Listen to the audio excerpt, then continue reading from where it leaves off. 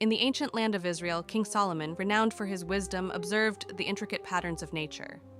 He saw the symmetry in the lilies and the order in the stars, understanding that these patterns were divine messages.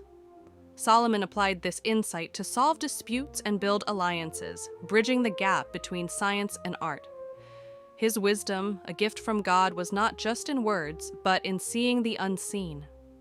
This story reminds us that true wisdom lies in recognizing the divine order in our world, a lesson as relevant today as it was then.